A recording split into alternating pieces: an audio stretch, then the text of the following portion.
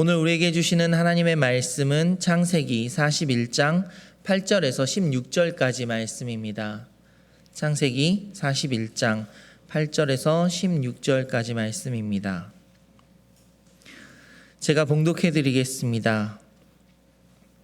아침에 그의 마음이 번민하여 사람을 보내어 애굽의 점술가와 현인들을 모두 불러 그들에게 그의 꿈을 말하였으나 그것을 바로에게 해석하는 자가 없었더라. 술 맡은 관원장이 바로에게 말하여 이르되 내가 오늘 내 죄를 기억하나이다. 바로께서 종들에게 노하사 나와 떡 굽는 관원장을 친위 대장의 집에 가두셨을 때에 나와 그가 하룻밤에 꿈을 꾼즉 각기 뜻이 있는 꿈이라. 그곳에 친위 대장이 된 종된 히브리 청년이 우리와 함께 있기로 우리가 그에게 말하매 그가 우리의 꿈을 풀되 그 꿈대로 각 사람에게 해석하더니 그 해석한 대로 되어 나는 복직되고 그는 매달렸나이다. 이에 바로가 사람을 보내어 요셉을 부르매 그들이 급히 그를 옥에서 내놓은지라. 요셉이 곧 수염을 깎고 그의 옷을 갈아입고 바로에게 들어가니 바로가 요셉에게 이르되 내가 한 꿈을 꾸었으나 그것을 해석하는 자가 없더니 들은즉 너는 꿈을 들으면 능히 푼다 하더라. 요셉이 바로에게 대답하여 이르되 내가 아니라 하나님께서 바로에게 편안한 대답을 하시리이다. 아멘. 이것은 살아계신 하나님의 말씀입니다.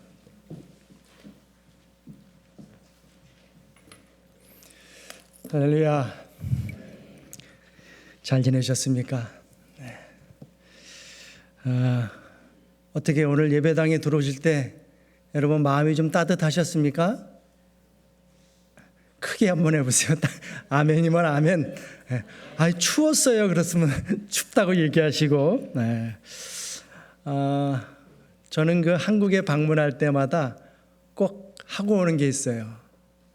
뭐냐면요, 온돌방에다가 등을 지지고 오는 거예요.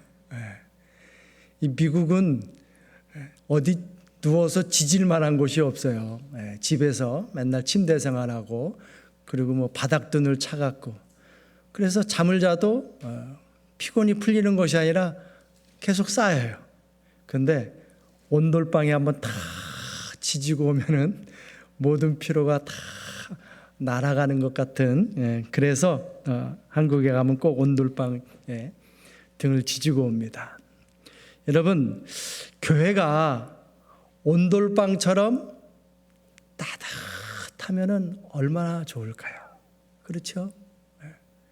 그럼 지친 영혼들이 교회에 와서 위로받고 힘을 얻고 소망을 얻고 그 새 힘을 받아서 또 삶에서 승리할 수 있지 않겠습니까? 그런데 교회가 온돌방처럼 따뜻하다는 것은 무엇일까? 여러분, 요즘 아침 새벽에 또 저녁에 좀 쌀쌀하잖아요. 그렇죠? 쌀쌀해요. 날씨가 쌀쌀하면 어떻습니까? 몸이 움츠러들어요. 그렇죠? 몸이 움츠러들어요. 손을 펴서 이웃에게 손을 내밀어야 되는데 추우니까 몸이 움츠러들어서 손을 내밀 수가 없어요. 그러다가 이제 날이 좀 풀리고 따뜻해지면 그제서야 손을 내밀어서 이웃을 돕기도 하고 이웃에게 따뜻한 온정을 나눌 수가 있는 것이죠. 이건 마치요 쌀이 밥이 되는 것과 비슷해요. 여러분, 쌀쌀 맞은 쌀 먹을 수 있나요? 생쌀을 먹긴 하지만 그래도 쌀쌀 맞은 쌀은 먹을 수가 없잖아요. 그렇죠? 그 쌀쌀 맞은 쌀이 어떻게 될 때? 밥이 될 때. 그래서 그 밥을 나도 먹고 내가 살고 남에게 줘서 남도 살 수가 있는 것이죠. 그런데 이 쌀쌀 맞은 쌀이 밥이 되려면요, 두 가지를 꼭 만나야 돼요. 첫째는 뭘까요? 물을 만나야 돼요. 두 번째 뭘까요? 불을 만나야 돼요. 물과 불을 만나면은 쌀쌀 맞은 쌀이 따뜻한 밥이 돼서 나도 살고 남도 살릴 수 있게 된다는 것이죠. 이건 사람도 똑같아요. 사람도 똑같습니다. 쌀쌀 맞은 사람, 쌀쌀 맞아서 남에게 온종의 손길을 베풀지 못하고 늘 딱딱한 사람이 어떻게 따뜻한 밭과 같은, 그래서 나도 살고 남도 살리는 사람으로 변할 수 있을까? 두 가지를 또 만나야 돼요. 하나는 뭘까요? 역시 물을 만나야 돼요. 그리고 또 하나는 뭐예요? 불을 만나야 돼요. 그래서 예수님께서 뭐라고 하셨어요? 사람이 물과 성령으로, 물과 불로 거듭나지 아니하면 하나님 나라에 들어갈 수 없다. 물과 불을 만나야지 쌀쌀 맞은 사람에게서 따뜻한 밭과 같은 사람으로 변화가 일어날 수 있는 것이죠. 오늘 예배드리는 모든 분들, 물을 만나 중생을 경험하고 불을 만나 성령을 만나 쌀쌀 맞은 쌀이 아니라 모두를 살릴 수 있는 밥들이 되시기를 주님의 이름으로 간절히 축원을 드립니다. 이렇게 우리가 밥이 될 때, 내가 따뜻한 밥이 될 때 그게 온돌방이 되는 거예요. 교회가. 그리고 여기에 들어오는 지친 영혼들이 위로를 받을 것이고 죽은 영혼들이 살아나는 역사가 나타날 수 있는 것이죠. 우리 옆 사람한테 한번 그럽시다. 쌀쌀 맞은 쌀이 아니라 따뜻한 밥이 되시기 바랍니다. 우리 인사합시다. 쌀쌀 맞은 쌀이 아니라 따뜻한 밥들이 다 되시기를 바랍니다. 얼마 전에 이 뉴저지에 태풍이 가로질러 갔죠. 그렇죠? 아주 바람이 얼마나 세게 불던지요. 저희 옆집에 아주 큰 나무가 있는데 그 바람에 아주 몸살을 앓더라고요. 밤새. 그리고 아침에 나가봤더니 그 태풍 바람에 낙엽들이 아주 마당에 많이 떨어져 있는 거예요. 그 낙엽들을 다 치우면서 나무를 보니까 나무에 여전히 잎들이 다 붙어 있더라고요. 떨어진 잎과 붙어 있는 잎, 그게 제 눈에 보이더라고요. 여러분, 어떤 잎들이 그 모진 바람에도 떨어지지 않고 여전히 나무에 붙어 있을까요? 푸르고 싱싱한 잎들이죠.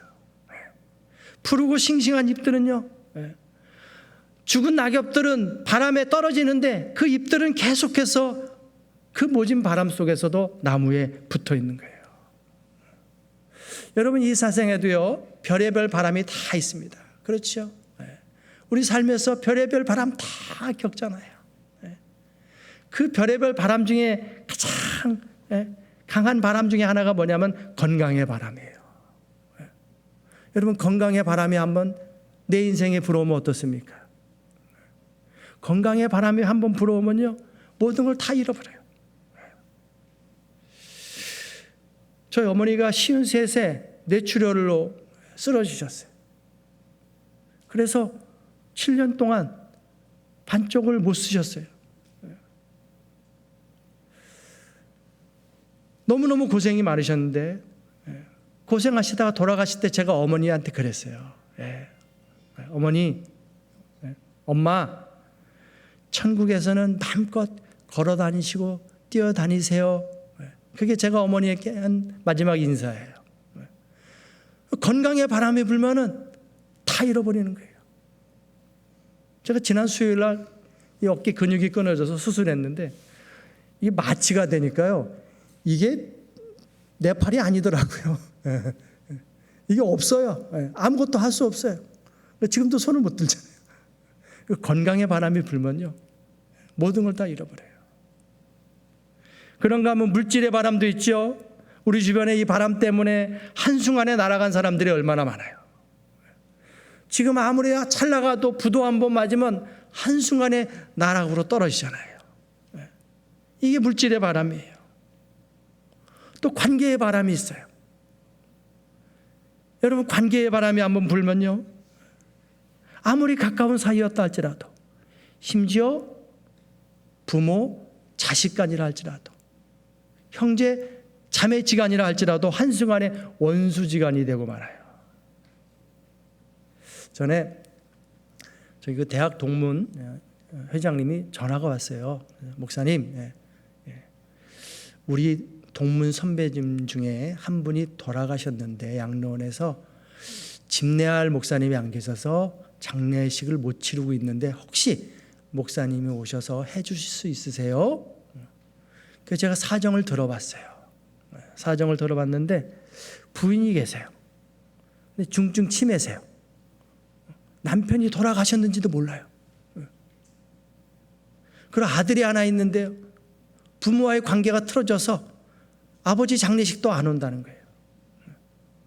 관계의 바람이 틀어지면요, 부모 자식도 없는 거예요. 그런데 오늘 본문을 보니까 이런 모든 바람을 다 빠진 사람이 있어요.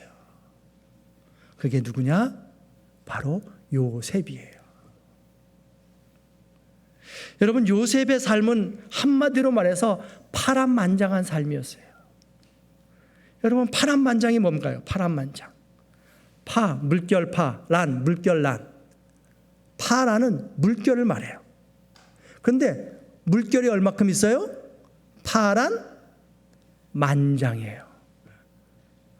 만장의 물결이 계속해서 치는 것을 파란 만장이라고 한단 말이에요. 요셉은 도대체 어떤 바람을 맞았기에 그의 인생이 파란 만장이었을까? 첫째는 어머니를 일찍 여의는 바람을 맞이해요. 여러분, 어린 나이에 어머니가 돌아가셨다. 그거는 인생의 큰 상실입니다. 내 인생에 커다란 구멍이 뻥 하나 뚫린 것과 똑같은 거예요. 요셉은 그런 바람을 맞이했어요. 두 번째는 관계의 바람을 맞았어요. 형들과의 관계가 안 좋아요. 동생 베냐민을 빼면은 10대 1, 그것도 10이 뭐예요? 다 형들이에요. 물론 아버지의 사랑을 많이 받았지만은 어릴 때는 형제들과의 관계가 중요하잖아요. 그런데 형들에게 왕따를 당했어요. 관계의 바람이 불었던 거죠. 만약 일반적인 사람이라면 이 두 가지 바람만 불었어도요, 삐뚤어지지 않을래야 삐뚤어지지 않을 수가 없어요. 그렇잖아요. 어려서 어머니를 잃었지, 맨날 형들에게 왕따 당하지, 에이 나 삐뚤어질 거야. 그런데 요셉은요, 인생의 바람이 여기서 그치지 않습니다. 세 번째는 남의 집에 팔려서 종살이하는 바람이 불어요. 그렇게 아버지에게 귀여움 받았던 소중한 아들인데 한순간에 천덕꾸러기 노예가 되는 거예요. 이런 걸 뭐라고 하냐? 마른 하늘의 날벼락이라고 하는 거죠. 그러다 또 어떤 바람이 부냐? 억울한 누명의 바람이 불어요. 주인집 부인을 겁탈하라고 했던 성추행범이 되는 거예요. 내가 비록 노예지만은 내가 하나님 믿는 사람으로서 내 인생에 충실해야지 열심히 살았는데 하루아침에 성추행범이 되는 거예요. 그리고 또 어떤 바람이 분가요? 감옥살이 불어요. 감옥살이의 바람이. 감옥살이의 바람이 불어있는데 그 감옥살이도 그냥 감옥살이가 아니에요. 아니, 감옥에 들어갔는데 거기서 뭐 하냐? 왕의 술 맡은 관원장, 또 떡 굽는 관원장의 뒤치다거리 하고 있어요. 감옥살이 중에서도. 살다 하루아침에 이렇게 처참한 상황까지 빠지게 되었다는 것이죠. 여러분, 바람은요 무서워요. 가끔 한국에서요, 젊은 여가수가 자살했다, 스스로 목숨을 끊었다, 그런 소식 가끔 들으시잖아요. 그 왜 스스로 목숨을 끊었나 알아보니까 사람들이 그 젊은 어린 여가수에게 뭘 달아요? 악플을 달아요. 악플. 악성 댓글. 악플에 바람이 부니까 그걸 견디지 못하고 스스로 목숨을 끊는 거예요. 그게 바람이 무서운 거예요. 여러분, 이렇게 우리 주변의 온갖 바람들은요, 강력한 힘이 돼서 우리의 인생을 계속해서 흔들어대는 거예요. 그러니 일파만파 그 큰 바람을 한 번이 아니라 여러 번 맞은 요셉의 삶은 어떠했을까요? 아마도 인생을 포기하고 싶었을 때가 한두 번이 아니었을 것입니다. 울기는 또 얼마나 울었겠어요. 밤하늘의 별을 볼 때마다 고향 생각하면서 울었을 것이고, 달이라도 크게 뜨면은 부모님 생각이 나서 목 놓아 울었을 겁니다. 훗날 요셉이 형제들을 만났을 때 목 놓아 크게 울었다라고 말씀하잖아요. 아마도 날마다의 삶이 목 놓아 크게 우는 삶이 바로 요셉의 삶이었을 겁니다. 그런데 참으로 놀라운 것이 뭐냐? 그렇게 눈물의 세월을 보냈어도 요셉은 그 모진 바람에 떨어지는 낙엽이 아니었다는 겁니다. 아니, 강한 바람이 불면 불수록 요셉은 더 악착같이 나무에 붙어 있었다는 것이죠. 어떻게 요셉은 그게 가능했을까요? 시편 1편에서 뭐라고 말씀합니까? 복 있는 사람은 시냇가에 심은 나무가 철을 따라 열매를 맺으며 그 잎사귀가 마르지 아니함 같으니, 시냇가에 심기운 나무는 그 잎사귀가 마르지 아니함 같으니, 요셉은 바람이 불면 불수록 어떻게 했냐? 말씀의 시냇가에, 은혜의 시냇가에, 성령의 시냇가에, 주님의 시냇가에 자기의 뿌리를 더 깊이 내리고 또 내리고 했던 것이지요. 그러니 계속해서 영양분을 공급받아서 그 어떤 바람이 불어온다 할지라도 흔들리기는 하지만 떨어지는 낙엽은 되지 않았다는 것입니다. 여러분, 우리가 이 땅에 살면서 불어오는 모든 바람 피해갈 수 없습니다. 나만 피해갈 수 없어요. 어떤 때는 강력한 태풍을 맞이할 때도 있어요. 하지만 아무리 강한 바람이 불어온다 할지라도 우리가 우리의 뿌리를 주님께 깊이 내리고 있으면 흔들릴 수는 있지만 절대로 떨어지지 않게 될 줄 믿습니다. 그런데 여러분, 요셉이 이렇게 모진 바람을 정말 눈물로 견뎌내고 있을 때 하나님은 도대체 뭘 하고 계셨을까요? 나는 이렇게 힘들어 죽겠는데 하나님은 뭐 하고 계신 건가요? 우리 8절 말씀 우리 함께 읽어봅시다. 같이 읽어요. 아침에 그의 마음이 번민하여 사람을 보내어 애굽의 점술가와 현인들을 모두 불러 그들에게 그의 꿈을 말하였으나 그것을 바로에게 해석하는 자가 없었더라. 요셉이 그 모진 바람 속에서 눈물의 세월을 보내고 있을 때, 그것을 견뎌내고 있을 때 하나님은 뭘 하고 계셨냐? 하나님은 당대 최고의 권력가인 바로에게 찾아가셔서 그에게 요상한 꿈을 꾸게 하셨습니다.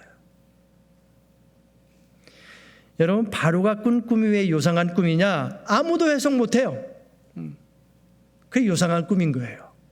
그래, 바로가 그 꿈을 꾸려고 부단히 애를 쓰잖아요. 애굽 땅에 있는 모든 점술가들을 불러오고 현인들을 다 불러 모아서 그 꿈을 해석하려고 했지만 그 꿈을 해석하는 자가 있었더라? 없었더라? 없었더라. 여러분, 삶의 해석, 즉 소통이 안 되면 어떤 증상이 오는 줄 아세요? 번민이 오는 거예요. 삶의 해석이 안 되니까 번민이 오는 거예요. 그게 바로가 지금 번민하고 있는 거예요. 자, 바로 그때 누가 나타나냐? 누가 나타나냐? 우리 9절 말씀 함께 읽어봅시다. 술 맡은 관원장이 바로에게 말하여 이르되 내가 오늘 내 죄를 기억하나이다. 저는 이 말씀을 볼 때 무릎을 안 칠 수가 없었어요. 아, 이거구나. 여러분, 요셉이요, 감옥에서 술 맡은 관원장, 떡 굽는 관원장의 꿈을 해석해 주잖아요. 그리고 그 해석해 주면서 그들에게 뭐라고 했냐면은 만약에 당신이 잘 되거든 나를 꼭 좀 기억해 주세요. 나를 꼭 좀 기억해 주세요. 내 사정을 바로에게 좀 얘기해 줘서 나를 여기서 좀 건져 주세요. 나는 히브리 사람이고 내가 감옥에 들어갈 만한 죄를 지은 사람이 아니니까 내 억울함을 꼭 좀 풀어주세요 라고 했단 말이에요. 그런데 술 맡은 관원장이 어떻게 했죠? 그런 요셉을 기억하지 않았어요. 술 맡은 관원장이 나가서 잘 됐다는 소식은 들었는데 그 사람이 자기를 기억해 주지 않을 때 요셉은 어떻겠을까요? 요셉의 입장에서 세상 참 더럽네. 화장실 갈 때와 나올 때가 다르다고 하더니 저 술 맡은 관원장이 꼭 저러네. 내가 꿈 해석해 줄 때는 꼭 기억해 준다고 하더니 잘 되니까 전혀 나를 기억해 주지 않네. 그리고 하나님, 아니 내가 꿈 해석해 준 거 하나님이 해석해 주라고 해서 해석해 준 거 아닙니까? 그런데 왜 저의 억울함을 해결해 주지 않는 겁니까? 아마 저라면 그랬을 것 같아요. 그런데 여러분, 하나님의 계획은요, 요셉의 억울함만 풀어주는 것으로 끝나는 것이 아니었다는 거예요. 하나님은 그저 요셉의 억울함만 해결해 주셔서 감옥에서 건져주시는 거, 그게 하나님의 계획이 아니에요. 하나님의 계획은 요셉을 향해서 더 큰 그림을 갖고 계셨다는 거예요. 이 순간을 볼 때 무릎을 앉힐 수가 없는 것이죠.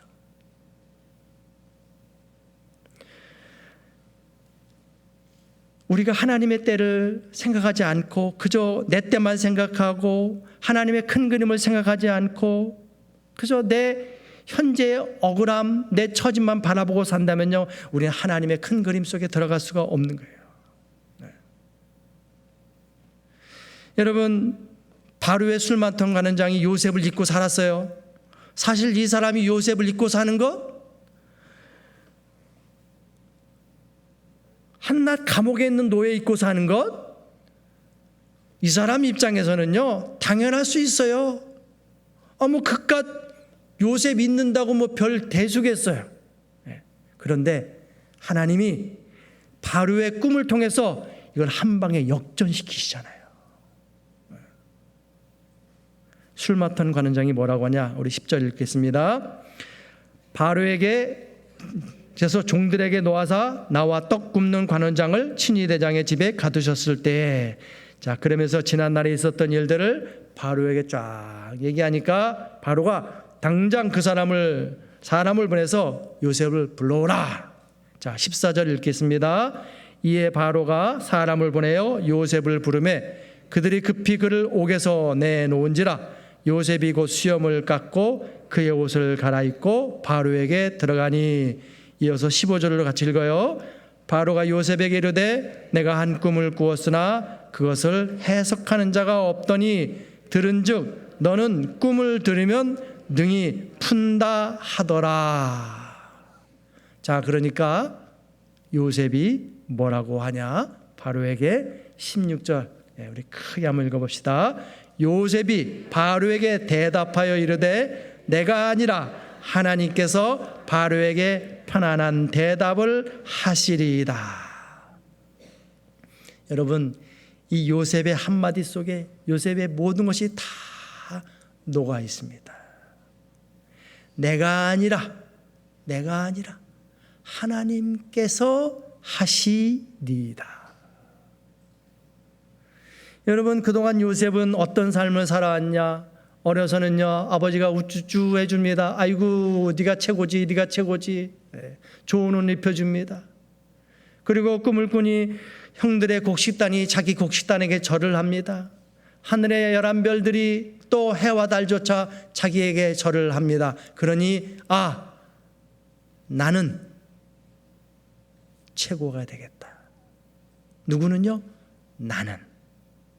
나는 최고가 되겠다. 그런데 그런 요셉이 온갖 모진 바람을 맞이하면서 변하기 시작했습니다. 그 변화가 뭐냐? 그렇게 우쭈쭈 귀여움받고 최고가 될 줄 알았던 바로 나가 없어졌다는 거예요. 왜 그게 없어졌냐? 내가 살아보니까, 내가 겪어보니까 내가 할 수 있는 일은 하나도 없었다는 것을 깨닫게 된 것이죠. 내가 아니라 하나님이 하시리이다.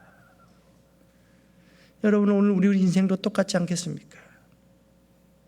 내가 하는 것 같지만 내가 하는 것은 하나도 없습니다. 오늘 내가 할 수 있었던 것은 하나님이 은혜를 주셔서 하나님의 은혜가 그렇게 될 수 있도록 해 주셨기 때문에 된 것이지요. 그러니까 그렇게 수고를 많이 했던 사도 바울이 훗날 뭐라고 고백하냐? 우리 함께 고린도전서 15장 10절 말씀 읽어봅시다.